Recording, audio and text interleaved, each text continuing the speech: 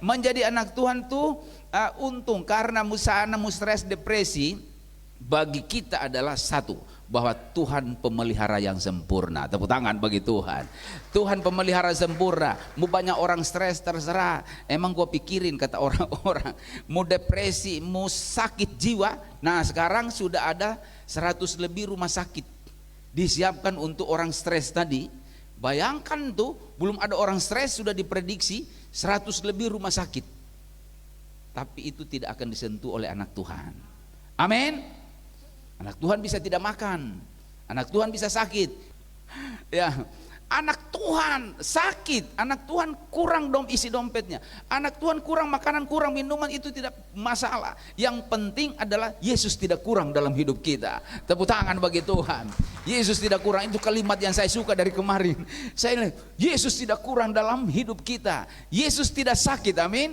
Yesus baik kepada kita. Nah karena itu Pak, sore ini mari kita renungkan kebaikan Tuhan tentang mengalami pemeliharaan sempurna. Mau pemeliharaan sempurna? Mari angkat tangan. Yang tidak angkat tangan pulang. Oke. Mengalami pemeliharaan sempurna, sekali lagi ini praktis. Hari-hari kita mungkin mendengar kalimat ini, tapi cocok untuk awal tahun ini 2024, masih 10 bulan. Kalau kita tidak mengalami pemeliharaan Tuhan, kita menjadi miring seperti orang tadi. Mau tua, mau kecil, mau besar, otak kita atau pikiran perasaan kita bisa tidak karu-karuan. Tapi kalau kita melihat Tuhan pemelihara sempurna. Kita lihat Ulangan 33, kita membaca beberapa ayat 26 sampai 29 saja. Ulangan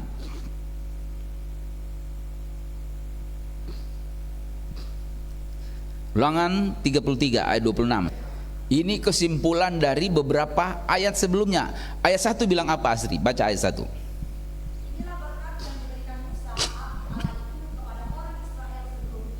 Sebelum ia mati. Orang sebelum mati, sebelum sakit aja bisa menyumpahin orang. Ini sebelum mati memberkati. Amin. Ada nggak orang seperti Musa? Kita kadang-kala nggak sakit, nggak ada hujan, nggak ada panas, tiba-tiba ya nyerapah orang, nyerapah, minta-minta dia nggak lulus. Ya Emris, ya minta-minta dia sakit jerawat, tiap hari di rimboarding, minta-minta rambutnya keriting seperti Dongking dulu. Nyerapah orang. Tapi ini Musa sebelum dia mati dia memberkati orang. Dan kita lihat sudah dibaca tadi, berkatnya luar biasa, 12 suku diberkati, diberikan wejangan bahwa masuk di tempat yang luar biasa yang dinantikan berapa tahun? 500 tahun janji Abraham bahwa engkau dan turunanmu Israel akan menerima berkat luar biasa. Dan disampaikan di kaki bukit Nebo ini sebelum Musa naik. Dan yang mungkin sambutannya itu panjang, ditulis ini singkat aja, sebelum mati. Yang menarik adalah sebelum mati. Coba orang kita kasih tiba-tiba aku mau mati besok. Coba aja kalau sudah punya jodoh satu saat. Ya. Saya waktu itu dengan ibu ini, bagaimana? Siap enggak kau Tere mau jadi istriku? Siap. Kamu? Siap. Siapa takut? Padahal saya memang banyak maunya gitu. Bayangkan kalau sudah menikah, sudah disebarkan undangan, tiba-tiba Teresa bilang, carilah yang lain, besok saya divonis dokter mau mati. Jangan. Itu seperti apa? Tapi Musa mengatakan bahwa benar-benar aku mati, dan ketakutan terjadi kepada orang Israel. Ini backgroundnya. Ketakutan terjadi pada orang Israel karena andalan orang Israel adalah Musa. Kalau tidak ada Musa, bagaimana kami bisa makan? Kami sudah punya pengalaman dengan Musa. Kami lapar, kami haus, tiba-tiba di gunung itu keluar air bukan api. Air. Tiba-tiba kami lapar, tiba-tiba ada sore malam hari siang hari ada roti, kemudian ada daging disediakan kepemimpinan Musa. Tapi dia mati. Bagaimana kalau dia mati? Kehilangan pegangan, kehilangan harapan, kehilangan andalan. Nah, saudara-saudara, bagi kita juga di dalam ruangan ini, jemaat yang dalam ruangan ini mungkin berkata, orang tuaku sudah sakit-sakitan, orang yang saya andalkan sudah tidak ada. Ya, orang yang saya bergantung barangkali, entah itu papa, mama, kakak, adik sudah pergi meninggalkan saya. Bagaimana kelanjutan saya? Bagaimana kalau jemaat lagi studi, bagaimana saya bisa selesaikan ini? Bagaimana kalau misalnya kita lagi bekerja barangkali udah ditinggalkan orang, bagaimana bisa melanjutkan lagi pekerjaan itu, bisa melanjutkan lagi hidup ini? Musa katakan, aku mati. Tapi Israel ini dijamin oleh Musa bahwa ada pemeliharaan yang sempurna. Amin. Nah, bagaimana orang mengalami pemeliharaan sempurna? Kita lihat hal pertama yang paling ditonjolkan Musa, menghasilkan dua hal berikutnya. Jadi berkat pertama ini ada 3 berkat, tapi pemicunya berkat pertama di ayat 26 dan 27 tadi sudah dibaca, tapi baca lagi ayat 26. Boleh Astrid?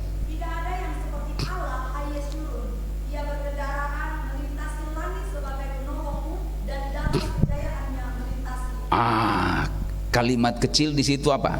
Tidak ada seperti engkau. Jadi untuk mendapat pemeliharaan Allah yang sempurna dimulai dengan berkata tidak ada yang seperti Allah. Amin. Makan tidak makan, minum tidak minum, sakit sembuh atau sakit tidak sakit, selalu mau memulai hidup ini dengan mengatakan tidak ada yang seperti Allah. Jadi yang pertama apa? Orang yang mau menerima, orang yang hidup dalam pemeliharaan Tuhan, dia harus ya dalam hidupnya ada keinginan untuk mengagungkan Tuhan. Amin. Ya, dalam ketakutan Israel, Musa katakan tidak ada seperti Allah. Musa tidak katakan begini, tidak ada seperti Musa, tidak ada seperti Yosua, tidak ada orang hebat seperti Harun, tidak ada orang hebat seperti Kaleb. Tapi padahal orang-orang hebat nih, tapi Musa katakan tidak ada yang seperti Allah. Jadi yang pertama adalah penyembahan, pujian. Dikala kita dalam keadaan susah, dikatakan tadi tidak ada yang seperti Allah. Tiada yang seperti Engkau, sambung, begitu mengasihiku. Amin. Kau Tuhan sanggup melawan seluruh kehidupan. Stop. Tiada seperti Tuhan. Saudara-saudara, sanggupkah kita mau mengatakan bahwa tiada seperti Engkau? Ketika SPP kita, kalau anak-anak ini kan jemaat ya, ini bukan kampus, ini jemaat yang lagi studi. Ketika kau ditagi di warung barangkali mengambil utang di sana, ya, ditagi, kos belum dibayar, ditagi, tidak ada sesuatu, tidak ada yang bisa untuk menjadi pembayarnya. Seperti apa? Tapi Musa katakan, kalau kau kehilangan aku, kalau kalian kehilangan aku, kehilangan Yosua, kehilangan Kaleb, kehilangan Harun sudah hilang, maka katakan dalam dirimu, dalam umatmu bahwa tidak ada seperti Engkau. Amin. Luar biasa nih. Ini iman penyembahan. Tidak ada yang seperti Engkau. Kenapa? Kenapa tidak ada yang seperti Tuhan? Karena luar biasa. Ini coba dibaca di dalam ayat 3. Pasal 32. Ayat 3 pasal 32 mau menggambarkan tentang pujian ini. Kenapa tidak ada yang seperti Engkau Tuhan? Pasal 32 ayat 3 di ulangan tadi. Sebab nama Tuhan akan diserukan, berilah hormat kepada Allah. Iya. Jadi dalam keadaan ini nyanyian Musa. Jadi nyanyian Musa luar biasa. Dia nyanyikan kesimpulannya, Allah itu diserukan. Amin. Dalam keadaan sulit Allah itu ditinggikan, Allah itu diberitakan, Allah itu, Yesus itu diceritakan kepada orang lain, diserukan. Kemudian apa? Hormat kepada Allah, hormat kepada Allah. Jadi hal pertama ini dikatakan tadi bahwa bagaimana mendapat pemeliharaan sempurna, agungkan Allah. Kadang-kala kita ke gereja, ya, orang datang ke gereja, apakah benar mengagungkan Tuhan? Orang datang ke gereja, apakah benar memuji Tuhan? Orang datang ke gereja, apakah benar meninggikan Tuhan? Gereja memang tempat penyembahan, tapi jangan sampai kita kehilangan penyembahan di gereja. Tapi GBI Immanuel setiap kali datang, sorga dimuliakan. Amin. Hanya Yesus yang tahu. Ya, kalau kita datang ke gereja, apa yang kita buat di dalam gereja? Apakah kita mengingat tempat-tempat lain? Apakah fokus kita tertuju ke tempat-tempat lain? Ya, tapi gereja adalah tempat penyembahan. Dikatakan di sini bahwa kalau mengalami persoalan, maka naikkan pujian bagi Dia, serukan namanya. Satu lagi kata yang kalimat yang di dalam kalimat kecil di dalam ayat 3 pasal 32, hormati Allah. Memberi hormat kepada Allah. Ini belum ada makanan, belum ada beras, belum ada gula, belum ada uang, tapi Musa memulai orang yang mau mengalami pemeliharaan Tuhan itu. Orang yang hebat itu tidak dimulai dengan uang di sini. Orang yang mengalami pemeliharaan Tuhan tidak dimulai dengan pekerjaan besar, tidak dimulai dengan kebutuhan kita, tidak mulai dengan apa yang kita inginkan, tapi dimulai dengan tinggikan Allah. Tidak ada yang seperti Dia. Ketika ibu ini sakit, ya ini ceritanya berarti temanya sakit. Sakit. Tidak ada yang seperti Engkau Tuhan. Tapi kenapa ada di tempat ini? Tempat ini saya sudah cerita di kelas kemarin. Saya khotbah main aplikasi aja pada diri saya sendiri. Ya, saya katakan bahwa firman-Mu berkata bahwa Engkau tidak ada di kuburan, bahwa Engkau tidak ada di tempat kematian karena Engkau hidup. Begitu juga Kau tidak ada di rumah sakit, Kau tidak pernah diinfus, Kau tidak pernah mengalami malam-malam datang ke UGD, apalagi ICU Tuhan. Kalau itu terjadi, ibu ini akan keluar hari Senin. Ya, dokter bilang ya mungkin keluar hari Senin. Kemudian apalagi kalau dokter awal memeriksa, belum tentu Pak. Ya, kalau melihat ini tadi sudah disebutkan 19 berapa? 19.000 kadar yang menetralisir lambung. Biasanya 4.500, 19.000. Ini kata dokternya, jangan mana ibu, hati-hati, ini penyakit akut. Kalau dibilang sama ibu tambah sakit lagi. Ya, karena itu dokter mengatakan bisa 3 hari, bisa lebih. Lalu doa, ya doa di rumah, doa dan doa jemaah tentunya ini, amin. Hari Senin keluar. Bukan berarti ini memaksa Tuhan atau memaksa, ini iman kadangkala harus direalisasikan, amin. Ya, kalau Tuhan kehendaki hari Senin keluar dan dokter ahlinya datang hari Senin keluar. Tepuk tangan bagi Tuhan. Ya. Kenapa dikatakan tadi? Kita masuk ke ayat 26 dan 27. Ayat 26 dikatakan dia apa? Apa di situ? Penolong. Dia menolong kita. Saudara-saudara, kalau kita tahu label-label, slogan-slogan, tema-tema di dalam ayat-ayat, Dia Allah yang Maha Kuasa, Dia Allah yang layak dihormati, dan Dia penolong. Cukup itu makanan kita. Kalau kita tahu bahwa Yesus penolong, Dia akan menolong kita, amin. Karena itu bagi orang percaya, saya sering mengkhotbahkan begini: menjadi anak Tuhan bukan berarti tidak terpuruk. Menjadi anak Tuhan bukan berarti tidak ada persoalan. Menjadi anak Tuhan bukan berarti tidak mengalami kemunduran. Tetapi menjadi anak Tuhan selalu bisa luput dari kemunduran, luput dari kesulitan, luput dari sakit, luput dari masalah yang menghadang kita. Oleh karena Dia penolong kita. Tepuk tangan bagi Tuhan. Dia penolong kita. Dia penolong kita. Jadi jangan bermimpi menjadi orang Kristen lurus jalannya. Jangan bermimpi menjadi orang Kristen tidak ada liku-liku persoalan. Tetapi menjadi orang Kristen adalah persoalannya selesai. Persoalan selesai. Karena dikatakan sini Dia penolong, kecuali dia bohong dikatakan penolong. Ayat 27 dibilang apa? 27 lagi, Astri. Allah yang abadi adalah tempat perlindunganmu, dan di bawahmu ada lengan-lengan yang kekal. Luar biasa. Siapa yang pernah pakai payung terbuat dari baja? Belum ya? Belum dihantam hujan sudah terpuruk kita. Payung kita dijanjikan Tuhan. Tuhan tidak dusta ya, amin. Lengannya yang kuat, amin. Lengan Allah menjadi payung kita. Ini pelindung, ini kata pelindung itu payung. Istilah aslinya diterjemahkan sampai ke istilah pasar supaya jemaat mengerti. ternyata payung. Payung tidak terbuat dari karet, tidak terbuat dari plastik, tidak terbuat dari aluminium, tidak terbuat dari nikel, tidak terbuat dari baja sekalipun. Baja bisa hancur kalau dibom, baja hancur. Saya nonton film perang itu, tank yang luar biasa, tebalnya tank tentara Jerman, dibom bisa rontok rantainya. Tapi payung kita lengan Tuhan yang kuat. Amin.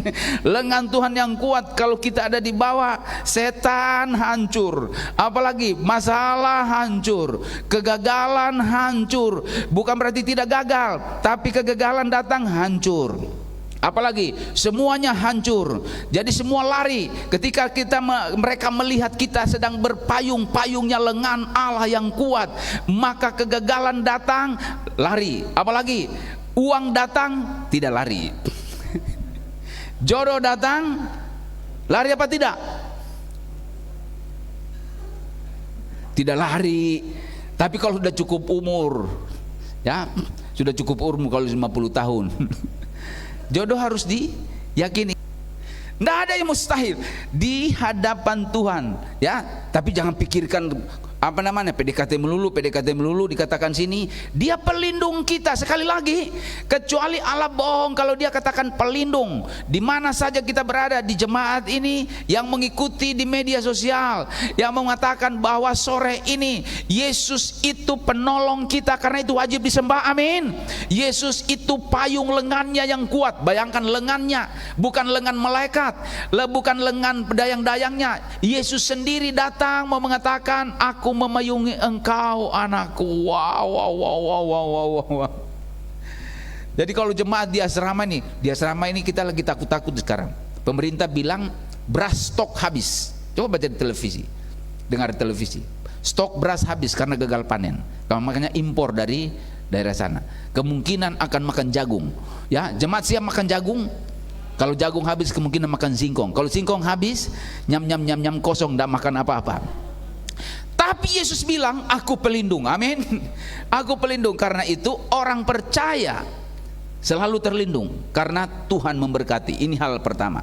Hal kedua, di dalam ayat 28, karena ayatnya cuma 4. Baca lagi, yang lain boleh baca. Asri kalau sudah ada boleh baca. Ayat 28. Maka Israel diam dengan tenang dan sumber Yakub yang tidak terganggu di dalam suatu negeri yang ada gandum dan anggur, bahkan langitnya bisikan.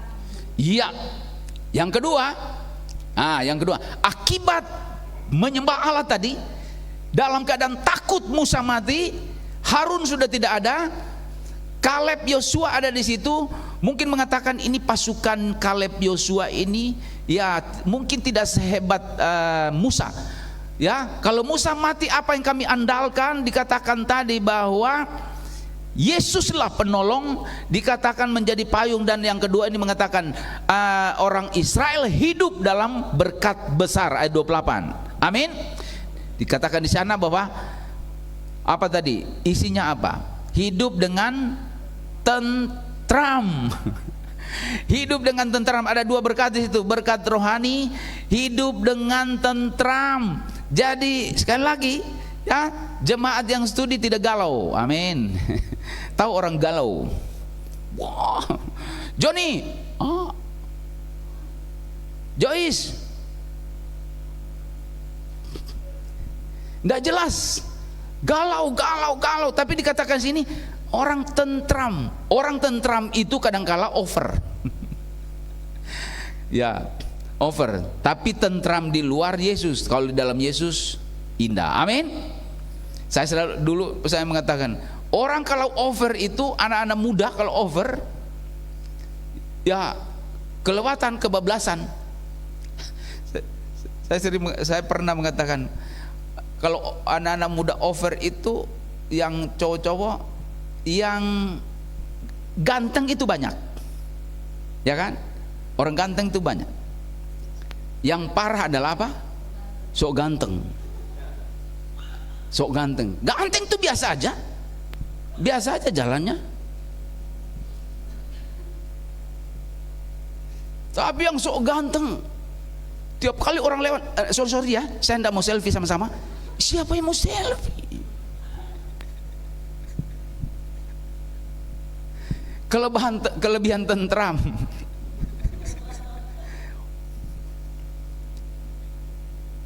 Orang cantik itu biasa aja.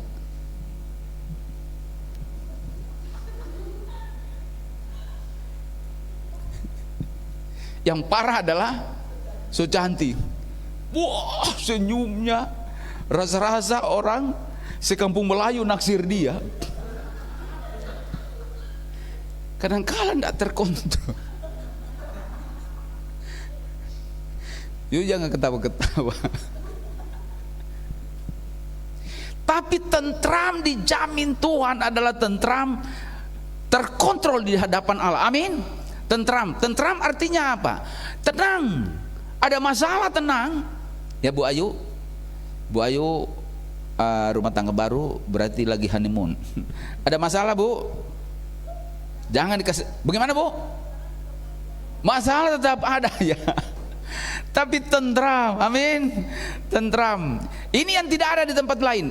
Studi bisa membuat kita galau, tetapi orang yang ada di dalam Yesus itu tentram. Tentram artinya apa? Kalau dia menetapkan dengan Tuhan, sudah berdoa bahwa dia akan sukses, maka tidak ada lagi yang menggagalkan impian itu. Kesulitan orang tua, apalagi gangguan tidak bisa belajar dan sebagainya, tidak ada yang bisa menghambat orang yang sudah dengan Tuhan mengatakan, saya diberkati. Awalnya saya mengatakan, saya diberkati dan saya akan selesai studi dan melayani dengan baik dan melayani Tuhan dan diberkati Tuhan, dan orang lain juga diberkati oleh karena pelayanan. Tapi tiba-tiba dalam perjalanan kita terganggu dengan persoalan-persoalan yang saya sebutkan tadi. Dikatakan sini bahwa ketentraman kita terganggu. Ini yang menjadi persoalan. Tetapi Tuhan sudah janji di sini, dikatakan apa? Bahwa ayat 28 ini, bahwa orang yang ada di dalam Yesus dia tentram. Dia tentram. Apa saja yang kita hadapi, kita alami, tentram. Usahakan tentram. Tentram artinya tadi apa? Dia di awalnya tadi, tiada yang seperti Engkau Tuhan. Maka lahirlah berkat besar. Itu berkat rohani. Berkat jasmani apalagi dikatakan tadi ayat 28, daerah itu memiliki apa kata Musa? Gandum dan anggur. Wow, luar biasa. Memiliki gandum dan anggur. Bukan berarti kita mau bermabuk di sini. Anggur itu lambang kehebatan atau ketenaran dari satu bangsa. Gandum melambangkan kemakmuran. Saya sudah beberapa kali mengatakan bahwa kalau isi ayat mengatakan ada gandum dan juga ada anggur atau madu, itu berarti berkat jasmani. Berarti orang percaya, ya, anak Tuhan bisa diizinkan menerima berkat jasmani. Amin. Dikatakan tadi bahwa ya, gandum, anggur melambangkan pemeliharaan Tuhan. Lalu kemudian apa lagi? Embun, hujan. Jadi sudah lebih dari cukup janji Tuhan kepada orang-orang yang percaya kepada Dia. Jadi dua hal yang sudah kita terima hari sore ini, sebelum kita melihat satu hal lagi, bahwa orang yang memiliki atau orang yang mau mengalami pemeliharaan sempurna diawali dengan dia harus meninggikan Tuhan. Dikatakan tadi tidak ada yang seperti Engkau. Dalam keadaan takut, sekali lagi saya mengulangi, dalam keadaan kesulitan, dalam keadaan bagaimana ini kita sudah melihat di sana ada berkat itu tapi belum diraih. Musa memberikan teori sembah dia, ya, gol sarjana atau S1 magister apa segala macam masih jauh, tanah Kanaan masih jauh, tapi sudah dibagi-bagi oleh Musa. Coba itu dibagi-bagi, Yehuda ini, Ruben ini dan seterusnya. Jadi orang percaya itu, ya, orang percaya itu tidak menikmati berkat itu nanti di waktu dia lihat. Berkat bagi orang percaya itu ada sebelum dia lihat berkat. Nah, itu sulit. Itu namanya apa? Iman. Jadi bagi orang percaya, ya, pemeliharaan Tuhan mau mengatakan bahwa berkat itu bukan ada pada saat kita alami, tapi berkat itu ada pada saat kita mengimani bahwa Allah sanggup melakukan perkara besar, tidak ada seperti Allah, maka saat itulah kita mengalami berkat itu. Persoalannya ini sulit, ya, karena itu banyak orang jatuh. Ya, ini kan cuma iman, mana berkat itu? Saudara-saudara, Alkitab mau mengatakan bahwa kalau kita mengikuti Tuhan, percaya pada Dia, hanya melihat dengan kasat mata, kalau ada di situ berkat baru saya percaya, nggak usah jadi orang percaya. Orang tidak punya Yesus pun bisa seperti itu, ya. Tapi Musa mengajar orang-orang percaya ini, mengatakan bahwa kalian belum memetik anggur, kalian belum melihat kekayaan tanah Kanaan yang dijanjikan 500 tahun, kalian belum melihat anggur, madu dan gandum, belum mendapatkannya, belum melihat, belum menanam, belum menikmatinya. Tapi hari ini saya mau katakan bahwa kalian sudah menikmatinya. Wow. Apa maksudnya? Seperti tadi, saya percaya ibu ini punya iman waktu di rumah sakit. Ya, belum sembuh sudah mengatakan sembuh. Musa mengatakan bahwa kalian akan menerima berkat itu. Katakan di sini, kalau ada orang Israel satu sukunya letuk, mana? Mungkin ditampar oleh Musa. Musa mengatakan kami sudah mendapat itu, sudah dikasih nasihat-nasihat, kami sudah memiliki sana. Mana tempat itu, mana lokasi itu, mana gandum, mana anggur, mana madu? Tidak ada yang bisa ngomong begitu. Berarti orang Israel khususnya bimbingan Musa lulus dalam hal iman. Nah, kalau kita di jemaat, entah di sini atau di media sosial lagi mengikuti program ini, mau mengatakan, mana Tuhan, saya mau percaya pada Engkau, saya mau rajin doa, saya mau rajin baca Alkitab, saya mau rajin ibadah. Kalau saya melihat berkat uang atau apa saja anak kami sukses, saya lihat dengan kasat mata, dengan mata kepala saya sendiri bahwa mereka sukses, baru saya percaya pada Engkau. Engkau bukan orang Kristen yang sebenarnya. Tapi Musa mengatakan, kalian belum nikmati anggur, tapi hari ini aku katakan, anggur berkat terbaik milikmu. Ini iman. Kita diajar soal iman. Itu yang kedua. Dan yang ketiga, ayat 29. Kita baca sama-sama 29. 2, 3.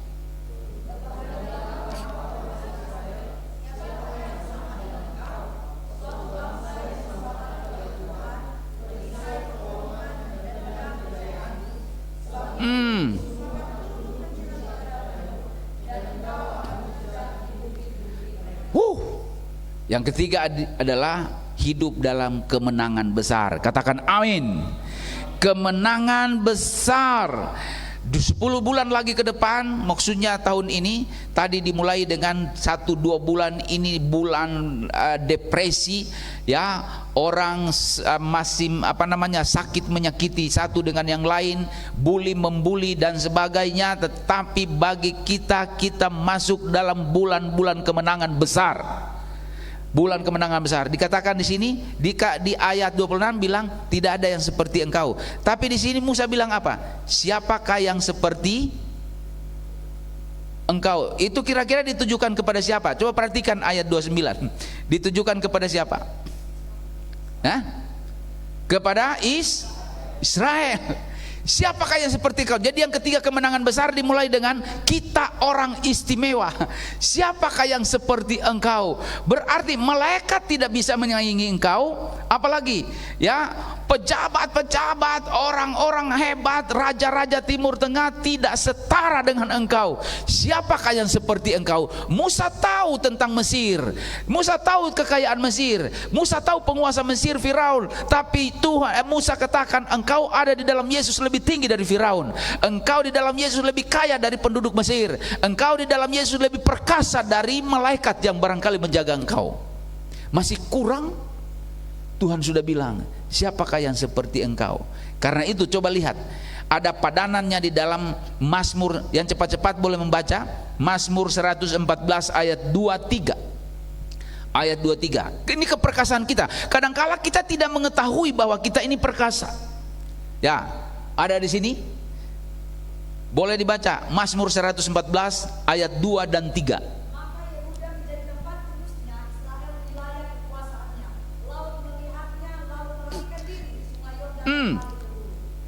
Lihatnya huruf besar apa kecil? Kecil kan? Melihatnya huruf kecil kan? Dalam banyak ayat mengatakan laut lari melihat Tuhan. Tapi di sini laut lari melihat Israel yang percaya karena dia berjalan bersama Yesus. Itulah orang percaya, orang istimewa. Orang istimewa berjalan dengan Yesus dan punya kekuatan Yesus. Hai jemaat, pahami dan simpanlah ini dalam hati. Engkau dan saya bisa tidak makan, tidak minum, bisa tidak punya tempat tinggal kadangkala, tapi ingatlah bahwa jika engkau dengan berjalan bersama Yesus maka memiliki kuasa yang besar. Amin.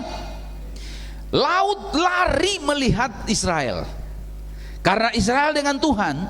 Kemudian sungai Yordan, apa ini? Sungai Yordan lari ke hulu. Hulu itu mana tuh? Ke atas.